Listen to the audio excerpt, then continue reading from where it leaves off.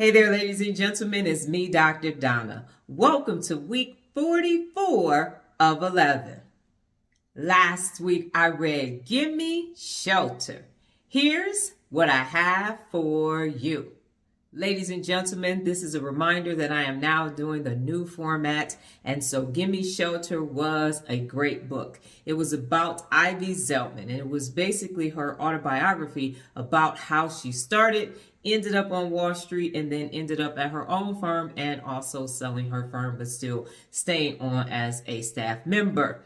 Now, the book was interesting because she's a little bit older than me, but there were parallel things taking place for her while she was on Wall Street, while I was in the military. And it was interesting that some of that stuff that was happening to her was happening to me.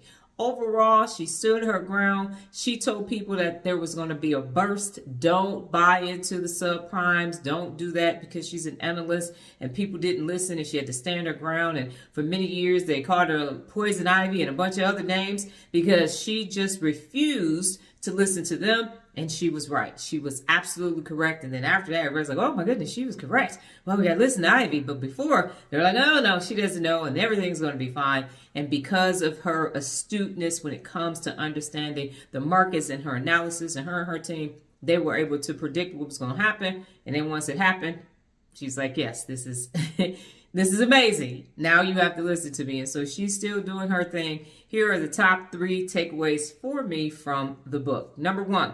Trust when things get hard, you have what it takes to handle anything that stands in your path. That means that anything that is in your path. Remove obstacles is one of the 74 principles of real leadership. So whatever is taking place, know that you have everything inside of you to handle it so you can keep growing forward.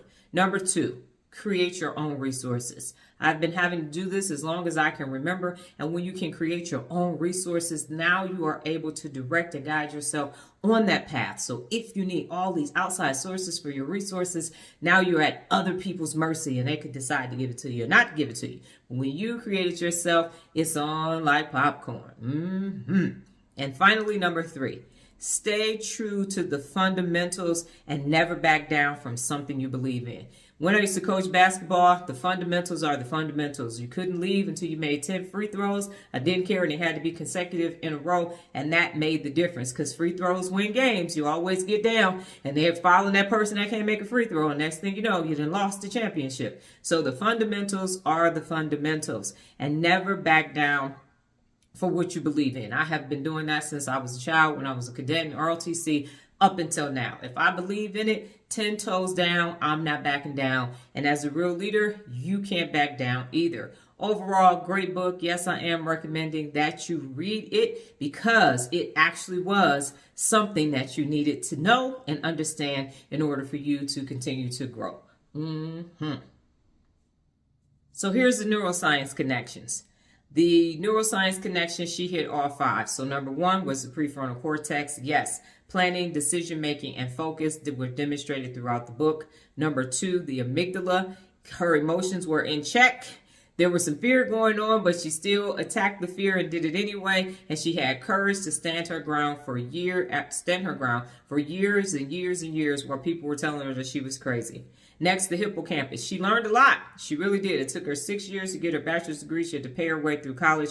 But when she got into the organizations and made it to the street, she was always asking questions and seeking first to understand and then be understood. And she also always remembered where she came from so that would help her to grow and go in a forward trajectory. Now, the insula. Yes, there was awareness as well as empathy, and she understood about the people who worked with her, and she was always going back and helping other people, young people too, as well. But she was aware of her surroundings and what was taking place all of the time. And then finally, the basal ganglia. She had great habits, and as a result, she was able to have great routines. And I just like to say that she's married, and she also has children as well. So there is this well-rounded existence that was sometimes balanced and sometimes not, but it was a whole existence. So she wasn't just on Wall Street and didn't have this life outside of her profession. And which principles of real leadership did she reinforce? Develop your network, meet your potential, lead by example, set and maintain high standards, be coachable, communicate effectively, take risks, challenge yourself, handle conflict when it occurs. If you don't know, ask, be technically competent, grow continually, visualize your goals, and most importantly, believe in yourself. Now, I will leave this section with the Dr. Donna quote. Trust your gut, especially when those around you aren't trusting theirs. Trust your gut, especially when those around you aren't trusting theirs. Last week, I started on TikTok in a TikTok challenge, and it's called the Season 1 Challenge.